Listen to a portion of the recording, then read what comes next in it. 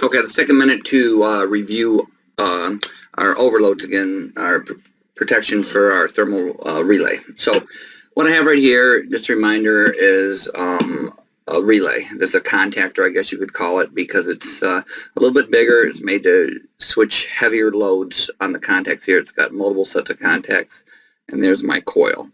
So this contactor, when paired with a overload relay, can be used to start a motor. This is to turn the motor on. It switches the main contacts, and all that voltage flows through both of these. I could turn this into a motor starter by running the open leads directly out of here for line 1, line 2, and I think it's probably this one here, line 3.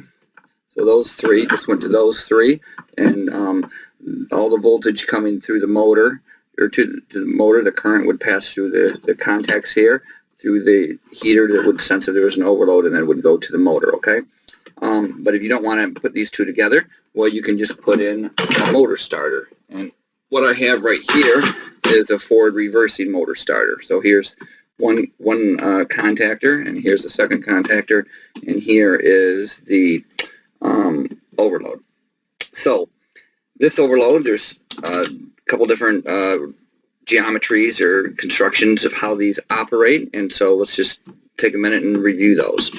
So what we have here is the first one here is called a magnetic element, and so this item here can kind of rotate. You see here that it kind of can pivot about a point, and then you've got this contact right here that can also kind of pivot about this point right here. Well, the magnetic works just the way that it sounds. You've got a coil here. If you put too much current through there, well, then you get a magnetic field. More current, more magnetic field.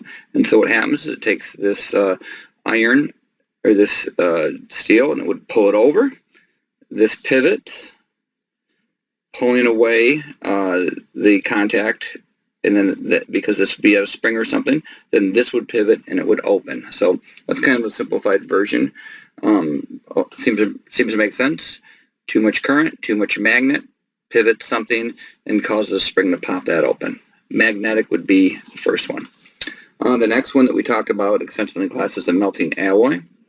And so what you have here is it talked about how the paw and how everything's solidified, and what you have here is a little bit of a catch here on this wheel, and so this is spring loaded.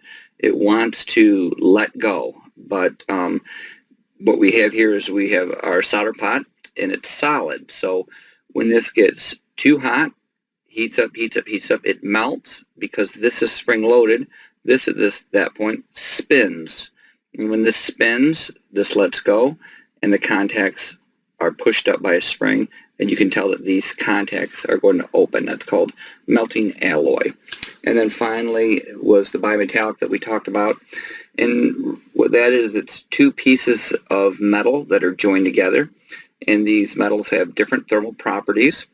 When things get hot, they expand. So if you have the item on top that has a higher expansion rate than the item that's joined to the bottom, well, this will get longer and longer, and this will get a little bit longer, but this one gets longer at a greater rate, and therefore the two pieces of metal will bend because the top one is getting longer at a greater rate than this. And what that would do is it would just pull the contacts apart. So that's bimetallic. Now you can have thermal, and you can have magnetic, and you can have thermomagnetic. So you can get a combination of these depending on what kind of situation you have. If you want a circuit breaker in your house, for example, it might be a thermomagnetic, or you could just have, each of these individual geometries or constructions. So that's just a quick review of how these items work.